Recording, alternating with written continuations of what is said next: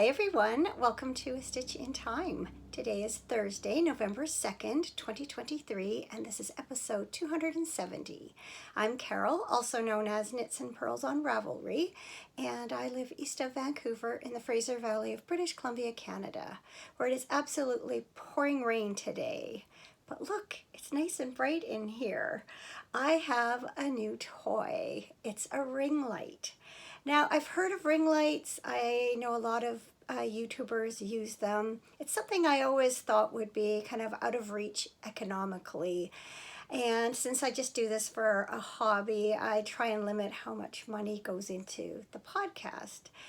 But the last week I was struggling to find well-lit areas in different rooms of my house to film or to record sock season.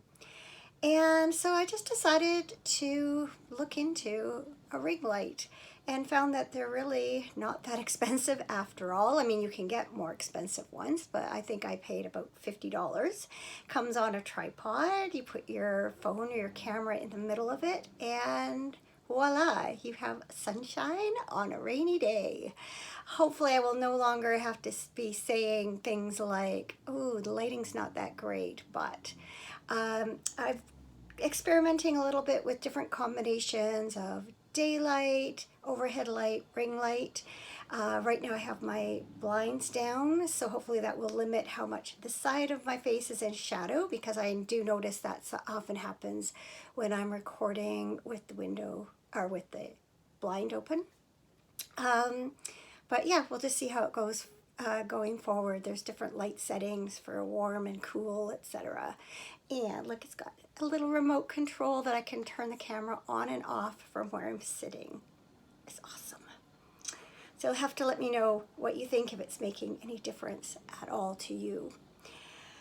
So I have tons of things to show you this week. Some finished projects, some works in progress. I've kind of resurrected one you haven't seen for a while. And also I cast on a couple of new things yesterday because it's the beginning of the month. And since it's the beginning of the month, that means that I have some winners to announce for the two make-alongs that are taking place in the A Stitch in Time podcast Ravelry group. First is for the Another Year of Stash year-long chatter thread. I drew from posts 1291 to 1431, and believe it or not, random number generator chose 1431. The very last one that was posted on October 31st by Ellie B, or Ellie By, who is Ellie, and Ravelry doesn't show me where Ellie's from. So congratulations to you, Ellie. Thanks for taking part in the make-along. And then for the Yarn of the Month Club for September, there were 11 entries. Random number generator chose number 2, and that is Big D, who is Denise from Missouri. Or I think you say Missouri. So congratulations to you, Denise. Both Ellie and Denise have won up to $20 US in patterns that are giftable on Ravelry. So please send me a private message and I will get those patterns into your inbox as soon as I can. So congratulations again, and thanks to everyone who has been taking part in the make-alongs all year long. I've been giving some thought to next year. Nothing definite, but here's what I'm kind of throwing around, and you can let me know what you think. I think I'll keep a stash thread going because that has proved to be very popular, but I don't think I'm going to incorporate it as part of a make-along. I think I'll just have a stash down thread that everyone can post in as they wish. And then I'm thinking about doing like 4 different make-alongs for next year and doing them by theme. So I thought maybe the first 3 months of the year we would do sweaters, and then maybe the next 3, I don't know, shawls or accessories. Another 3 months we could do socks. I thought maybe the last quarter of the year open to gifts. Let me know what you think. Give me some suggestions. I just think that just time to shake things up a little bit. All right, finished projects. So speaking of the Yarn of the Month Club, I finished my October project. These are well, I'm calling them the October Moon and Stars socks, but they're actually called the Moon and Stars socks by Melissa Morgan Oates. And unfortunately, it was brought to my attention that this pattern's no longer available, which is too bad because it's a really nice, easily memorizable and pleasant, very pleasant pattern to knit. I knit this from Riverside Studio Merino Cashmere Nylon blend in the Cobalt and Rust colorway. And I bought this a few years ago.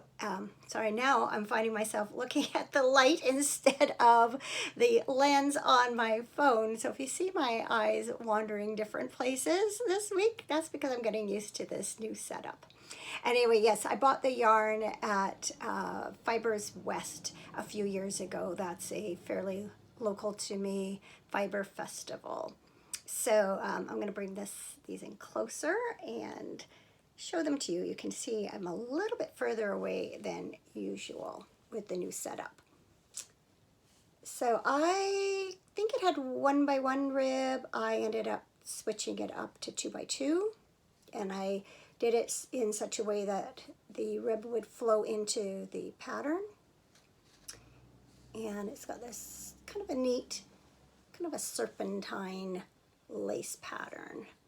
So this is sock number 2, and the reason I know that is because how the heel and the toe knit up differently than sock number 1. So I did substitute a German short row heel. The pattern called for a traditional heel flap and gusset, but I didn't like the way it was messing with the pooling pattern on the main part of the sock. And so I pulled from the other end of the ball, did a German short row heel, and then my usual rounded toe.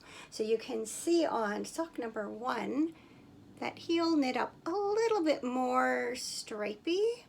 And on this sock, I've got mainly gold on top of the toe, and here I've got mainly blue, but that's all right. You can tell they match, and I'm really happy to have finally found a use for this yarn, and I really like how it knit up in this pattern. I think they were a good match. So once again, let me bring on this side. Is that any different or any better? Not sure. We'll be learning together. So yes, very, very happy with those. Did any of you see the Hunter's Moon this past weekend? Just happened to be in the right place at the right time, that both on Friday, which was the day before the full moon, and Saturday, the day of the full moon, I actually saw the moon rise over the mountains behind us. And what's so interesting is that where it rose Friday night was vastly different from where it rose Saturday night. And I do realize that the moon does come up at different places every day, but it was surprising in just 24 hours how much, the moon had moved, or the earth had moved, or however it actually works. I'm not quite sure what causes the difference. I know my basics of, I guess, astronomy, but that's about it. Anyway, it was gorgeous.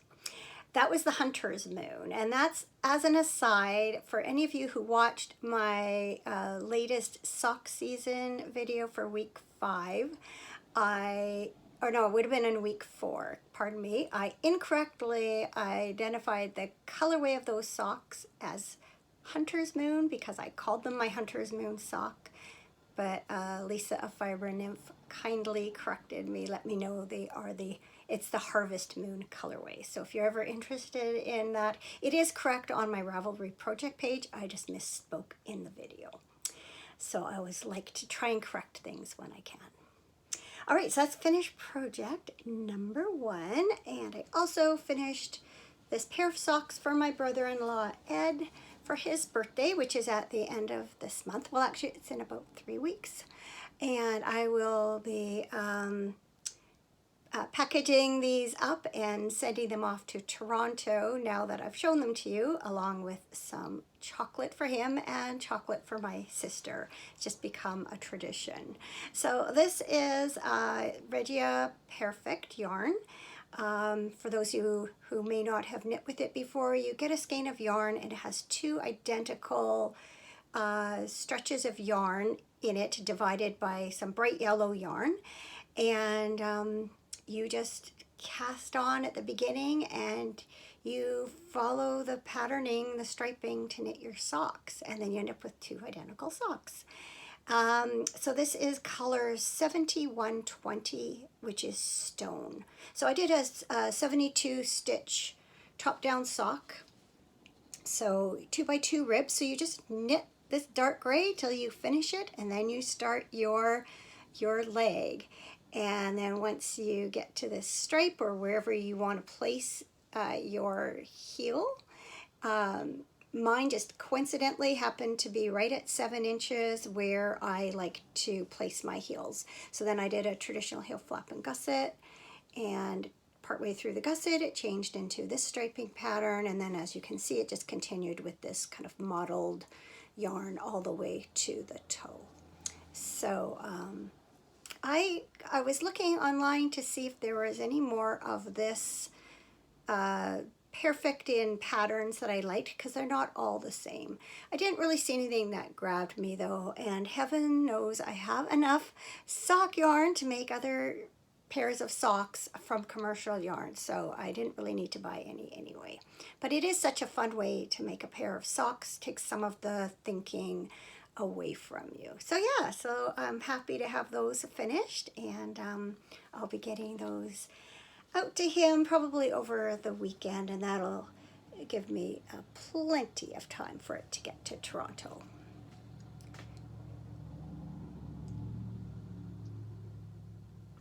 Drinking from my gorgeous new cup. We cannot see our mountains today. They are all covered in cloud.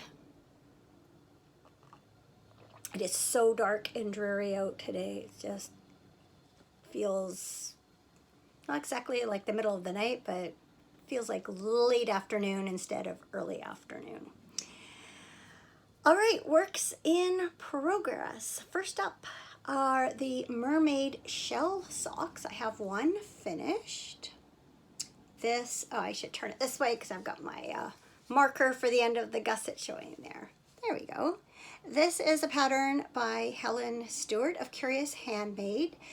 This is the 5th pattern in the latest Handmade Sock Society. And as soon as I finish this pair, I will be casting on the last pair. And let me just, well, actually I won't need to flip it around. I'll show you. There's the first one.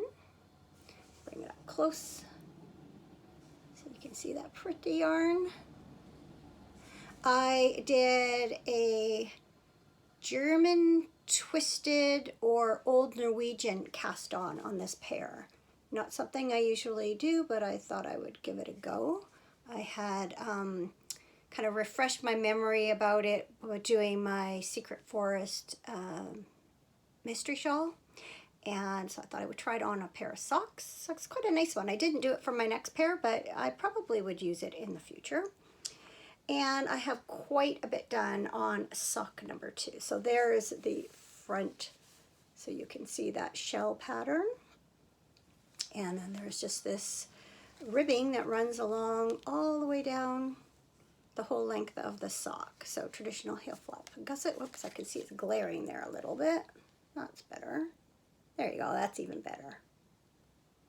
And I've got a stitch marker, or locking stitch marker there, and I'll just continue until I have the same number of rows as the other sock for my foot, and then I will do the toe. So pleased with how those are coming along. I kind of fell behind as far as keeping up with the pattern releases for the Handmade Sock Society. And now that I'm past that, you know, I'm not worried about it. I wasn't knitting it for the make-along per se. I haven't posted any pictures of my finished socks in the Curious Handmade group. I'm not going for prizes. I'm just enjoying knitting along for the knitting's sake. Okay, let me look at my notes here. Yes, next up is a sweater I've been working on. I showed it to you last episode. It's called Coffee Break. I'm gonna go this side, it seems to be better. By Jose Paquin. This is a pattern, I saw the sample knit up at Beehive Wool Shop a few weeks ago when I was in Victoria visiting family, and I just had to have it. So I bought this yarn. It's called Lannis Light by Barocco. So this is the main color. It is, it's easier to see in here. I don't have my glasses on, and that's one thing I did try set up with my glasses on, and they reflect the ring light. I usually don't record with my glasses on for that reason anyway, because they do tend to reflect light. That means I can't see quite as well when I'm looking at my notes. Okay, this color is Cayenne, which is 78126, and then the contrast is 7800, which is Snow Day. So I've got quite a bit done on this since I last showed it to you. Here's the contrast. It's just a cream off-white. And let's make sure I got the front showing the right way. There we go. Here it is. So I have a split for the sleeves, and I'm now working my way down the body. And it's an A-line body, and you can see I've just started to incorporate the narrower stripes, and I am using a technique that I'm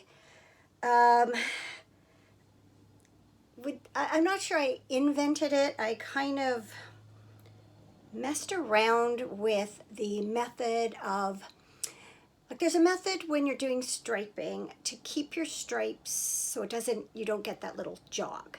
And it's you slip the first stitch of your row the first row when you're changing colors, and then the next row you dip into the stitch below and you knit the two together, the first stitch and the stitch below, and that creates not entirely jogless join, but a good one.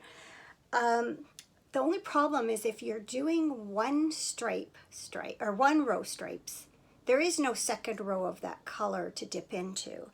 And so I had knit a pair of socks years ago and messed around with a method to make the jog as jogless as possible. You can still see it there on the side, but this is where it joins. I will make a note in my project notes for how I do this. Keep in mind too, I have to weave in some ends, and that'll tighten that up a little bit. But it's sort of a variation on that, only I don't knit the one below. So I'm doing that. I figure anything I do, it's going to show a little bit, so I'll try and make it as unobtrusive as possible. When we are doing the top part, to see if I can find where my rows changed, we just slipped the first stitch of the new stripe, and that's all we did. And because it was on like a decrease line, it picked it up a lot less. If I'd been thinking ahead, I would have added a faux seam down each side of the body, because now the beginning of round has switched to under the arm. And if you have a pearl bump that runs down each side of your sweater, it looks like a seam, but it's also a really good way to hide striping because there's already sort of that interruption because of the pearl bump, and it's just not as obvious. So I know I don't have a lot of that done, so you probably can't see that super well. Let me see if I can bring it up. It's hard to manipulate just where it is. There you go. Anyway, happy with that. I think it's a great color for fall. Oh, great color for fall. I meant to tell you what I was wearing. I'll get right back to it. So yeah, this is it's a warm red, and it's kind of got a heathered look to it. And I just thought it'd be really nice for fall. It probably will be winter by the time I finish it, maybe even next spring, who knows, but I am enjoying it. And I am keeping it in this lovely fall-ish bag too. It's one that I made for myself. Just love that fabric. So what I'm wearing. It's Thursday, so what better day to wear my Throwback Thursday by Mary Annarella of Lyrical Knits. This is the fingering weight version, which I knit out of Malabrigo Arroyo in the Jupiter colorway. And Arroyo is more of a sport weight, but the gauge was the same as a sport weight yarn, and so I thought it would work. And then I've got my Poppy on. Remembrance Day is coming up next Saturday. It's a time we remember our servicemen and women. So I thought, I don't get a lot of chance to wear it outside the house. I thought it would be a good idea to wear it today and show my support. So I've been looking all the time I was working on the Secret Forest mystery shawl. I was looking at various projects that I was neglecting because they were like project bags, like right in front of me. And one of them was my Killer Queen pullover. That's also by, oh, there you go. That was a great segue, not unintentional. It's by Mary Annarella of Lyrical Knits.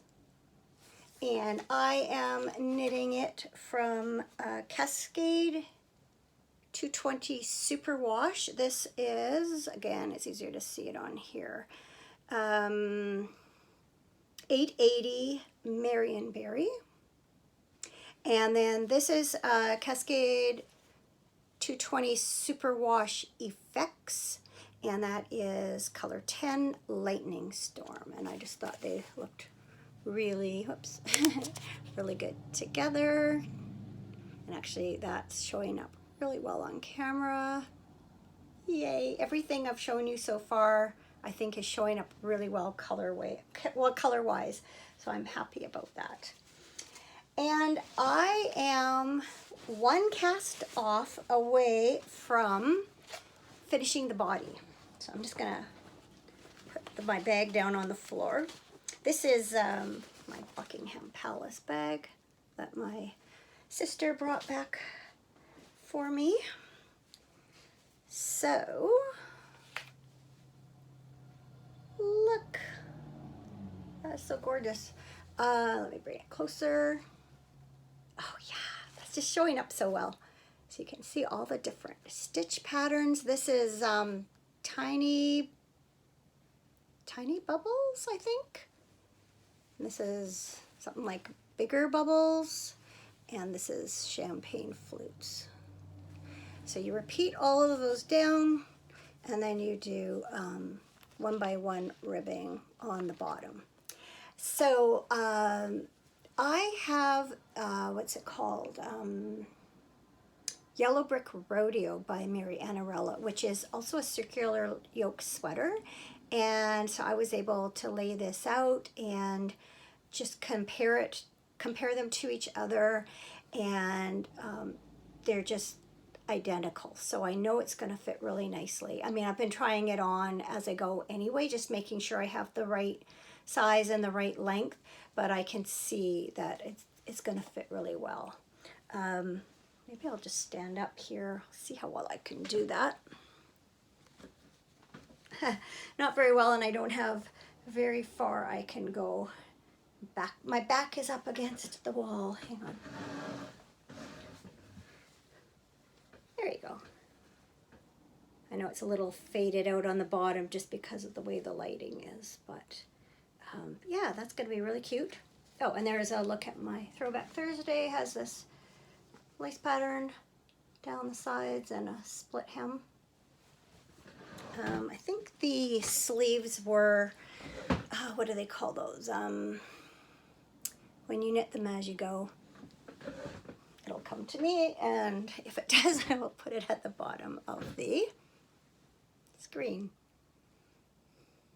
I want to say consecutive, and that is not the right word. Now it's going to bug me.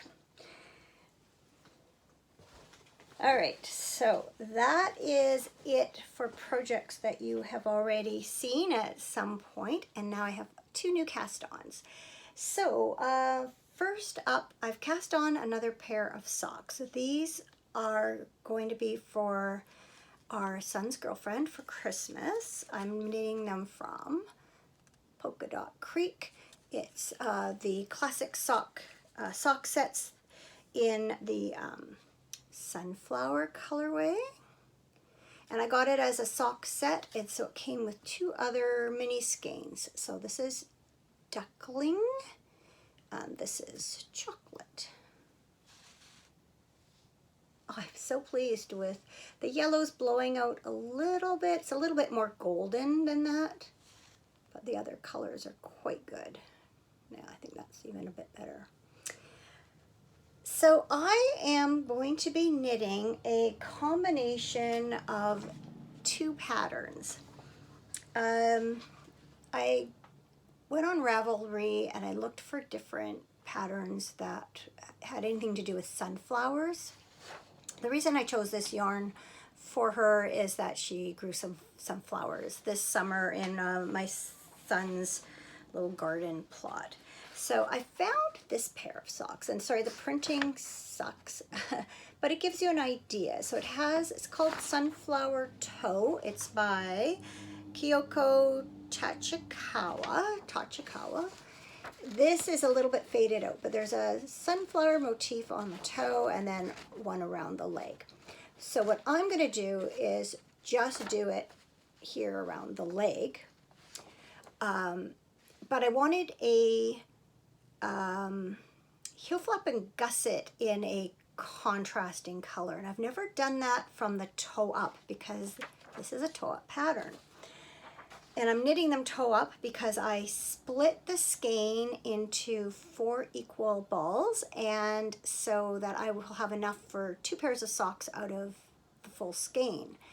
And so I don't want to run out of yarn, and so I decided to knit them from the toe up. So then I did recently purchase a pattern collection from Lisa K. Ross of Paper Daisy Creations. It's her Narnia collection volume 2, and this one is called Turkish Delight, and it just so happens to be a toe-up sock with a contrasting heel flap and gusset. So I'm basically mashing the 2 patterns together. I'm using the construction method for these socks, but I am doing the 3x1 rib pattern from this pair, and I'm going to put the motif at the top of the leg. So I'm just calling them my sunflower socks, and I did cast on yesterday, so I have the first toe done, and you can see I've started that 3x1 rib. So my my plan is to do the heels and toes in this duckling colorway, and then I'm going to do the sunflower motifs in the chocolate, and then have just this plain yarn be the cuff. So hopefully that will look nice. And then I should have enough yarn left over so that when I do the second pair of socks for myself, I will have enough to do some combination of heels and toes and cuffs for myself with the same matching yarns. So I've got some car time coming up, so my plan is to kind of work on these, get those done, because all I basically have is more or less plain knitting now. I'm going to cast on the second sock and do them concurrently. And so once I have the toe done and a few rows of ribbing, I'm set for the feet. For the foot of the sock. So I'm going to have lots of kind of plain-ish knitting for the next little while without actually having a pair of plain vanilla socks on the needle. But these are close enough for now, and so I'm enjoying that. I believe that I forgot to mention, I see the label sitting here, I forgot to mention that this is from Ancient Arts Yarn. It's the Sock NATO Base in the Bee's Knees colorway. That's not showing. It's one thing, it does glare a little bit at the bottom of the screen, and there too, but yeah, when you get it right, oh man, it just captures the color so well.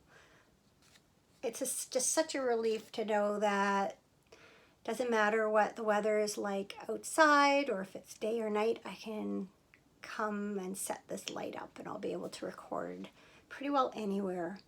I did notice with the, I might as well tell you now, I filmed 4 more weeks recorded 4 more weeks of sock season to come out in November.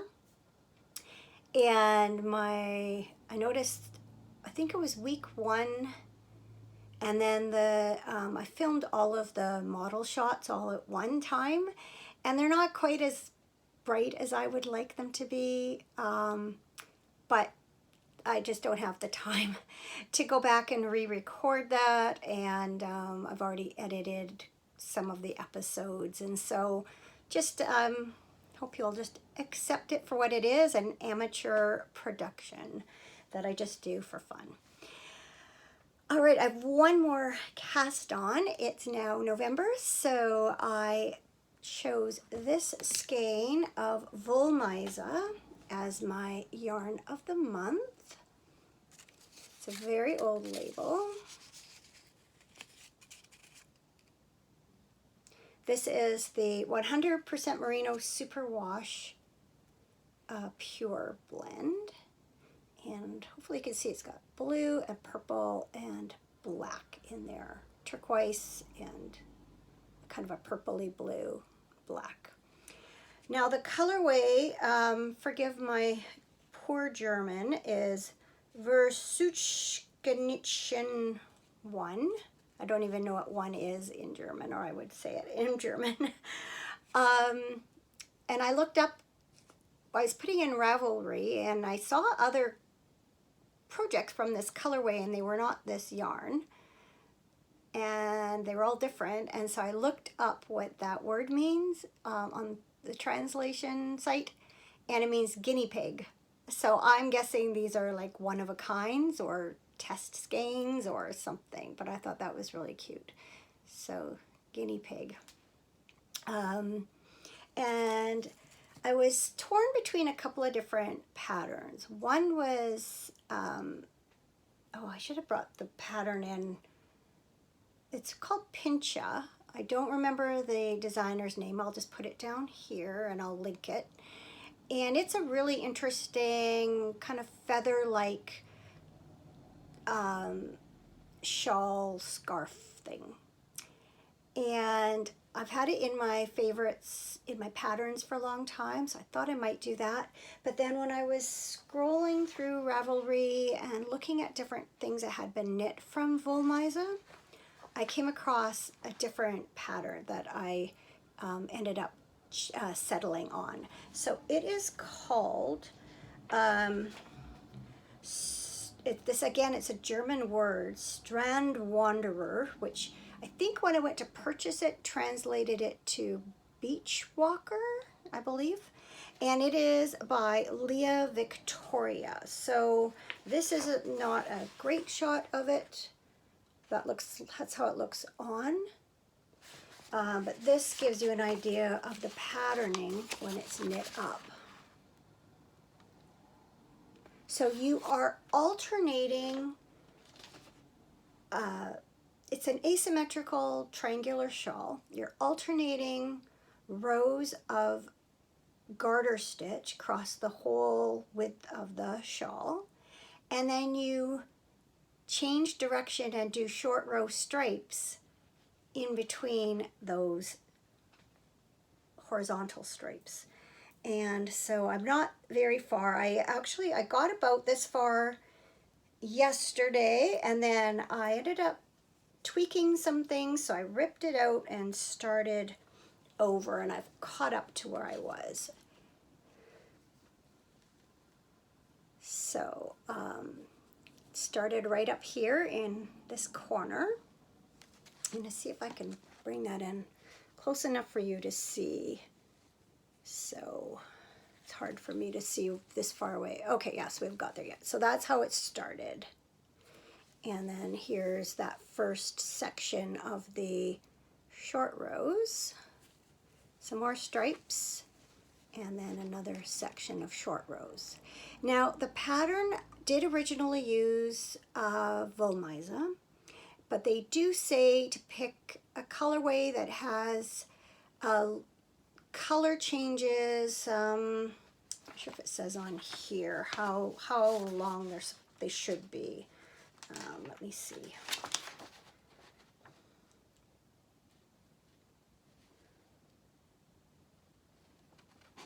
Oh, I don't know. I'm sure it's here somewhere. I just can't see it.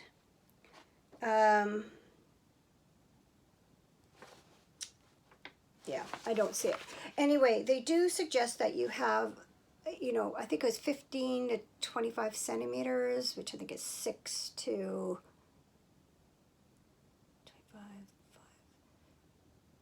25, 10 centimeters, 4 inches, so 6 to 10 inches. These are not, the one section of black is that long, the rest are shorter. But you know what? I don't care. I think it's still a cool look, and I think when it's all made up, it will overall just be a really neat look to it. I think I have to knit a few more rows, a few more stripes to really show off that pattern. But you can definitely see here that there's these little mini stripes of the colors running sideways. So yeah, fun pattern. I did try the Pincha shawl also. At first I knit about this much of this one, and then I ripped it out after fiddling around with some things, and then I knit a little bit of the Pincha, but I did not enjoy it. And so I went back to this, and what I have been modifying is I am slipping the last stitch of each row with yarn in front, and then knitting that stitch on the next row, and that's giving this nice kind of chain edge to it. And then another thing I'm doing, once you finish the stripy section, you pick up in each purl row on your way back to knit back to the beginning of the row at the end of that section. But what I've been doing is, as I work each of the short rows in these stripy sections, I then pick up the purl bump with the left hand needle or the right hand needle, whatever it is. And so they're all waiting for me already when I go to do that last row of the stripe section. The only thing is they're on the needle, like they're not oriented properly, so I just knit them through the back of the loop. But I'm just finding that an easier process than having to pick them up all at once, and it's working for me, and so that's what I'm doing. And then I know I'm going to be consistently picking up the same part of the stitch on each row and everything. So yeah, hopefully one last look. Yeah, very, very fun pattern. I think I'm going to enjoy this one. I have 150 grams, so I've got a lot to knit up for the Yarn of the Month Club in November. All right, my tea is cold. I am going to go warm it up, and then I'll come back and tell you what's been going on around here. And look, I can stop the camera by using my remote. I feel so fancy. Seriously, one of the highlights of this past week was receiving this ring light, because now I just feel so much more confident about my ability to record anytime, anywhere, especially when it comes to doing the sock season videos. As I mentioned, I have recorded 4 new episodes, which will be released throughout November, and they will feature the designs of Chrissy Gardner. So hopefully you will tune in for those every Sunday. Many of you seem to be enjoying them, and I'm glad, because I've been enjoying putting them together, and it's definitely been a trip down memory lane for me. Other than that, we've been doing a lot of yard work the past couple of weekends. Thankfully, we had some really decent weather for it, and I always feel a little bit mixed at this time of year.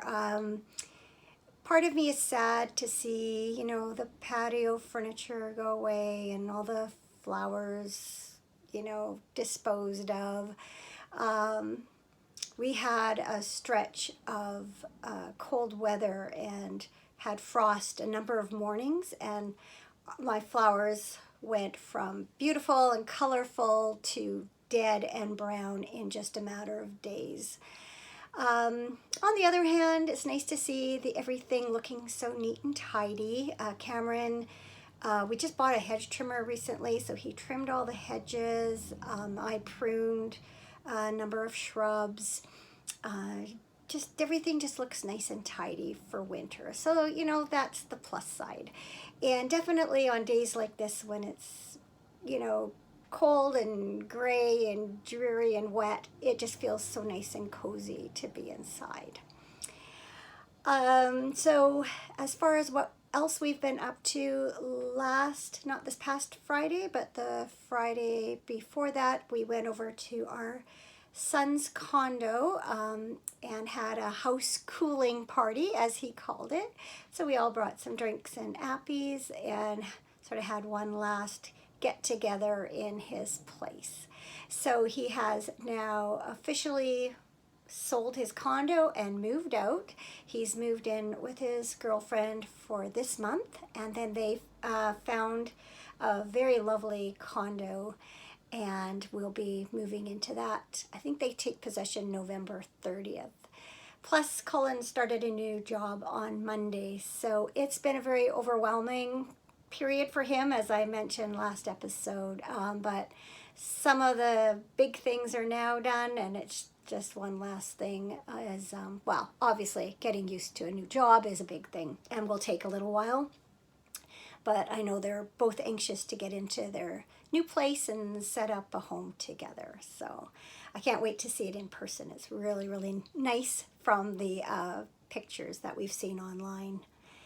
Let's see, what else do I have? Oh, I finished the autumn puzzle that I showed you. I think I showed you the box last time. So I'm in the process of taking that apart, and then I won't be starting the new one quite yet because we are having my sisters who live locally and their spouses over on Sunday to celebrate fall birthdays. And so once that's over, I will start the summer puzzle. I'll leave that table set up and at the extra table in our kitchen, and then I am not getting in the way of anything else. Mind you, it does takes up a fair bit of space in there, but that was the whole point of designing the kitchen the way we did, so that we would have that space for an extra table. So yeah, that's just another fun kind of pastime. And I think that's it for what I've been up to. coming up next weekend, we are going to go up to my mom's place. Normally on Remembrance Day weekend, we go and see Cameron's mom, but since we were just there visiting family a few weeks ago, we're going to go see my mom this year.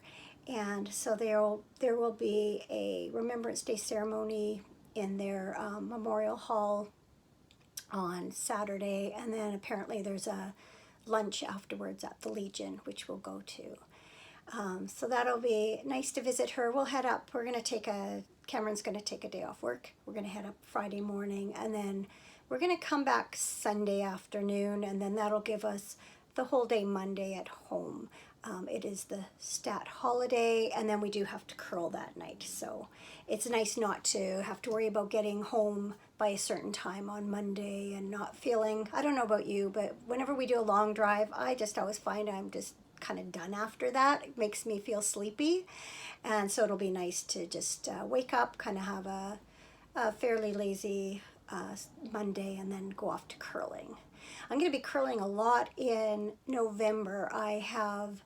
I'm going to be sparing for my oldest sister's team on Wednesday mornings, and so I'm going to be curling 3 times a week for 3 weeks in a row, I think it is.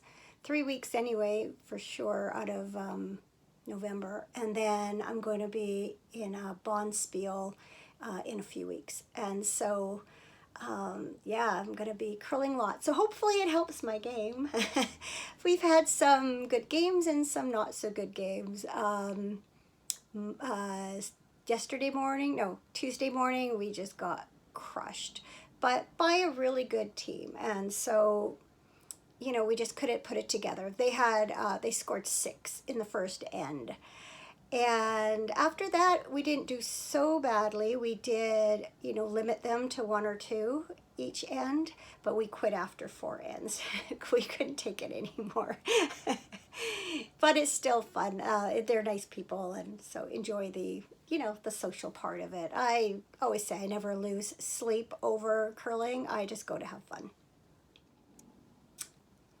All right, I think that is everything for this week, except for something good. So when we went over to our son's place for the party, we decided to walk.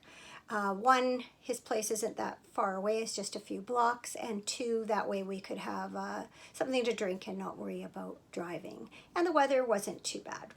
So where he lives in relation to where I live, it's just a few blocks, but when I go for a walk, I'll go to our front door and I either go this way around like a rectangle or this way. So he lives on this part of the rectangle. So we decided to walk the long way to his place and then walk the short way home, just to get some exercise. So at the corner of where the rectangle turns, there's a Tim Hortons coffee shop, and I always walk the lines like straight like that.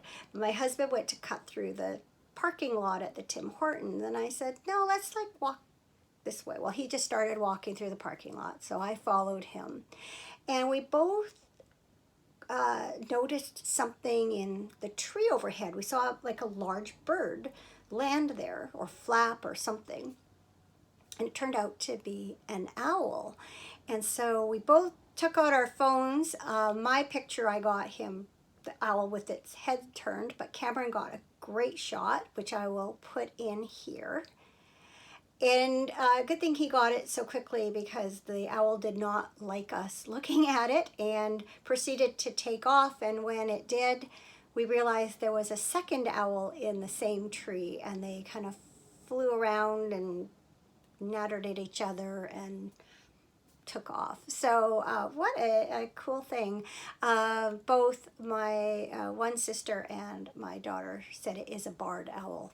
Haven't looked it up. I'm going to assume that they know better than I do, especially since they both told me the same kind. So that was very cool. Definitely something good.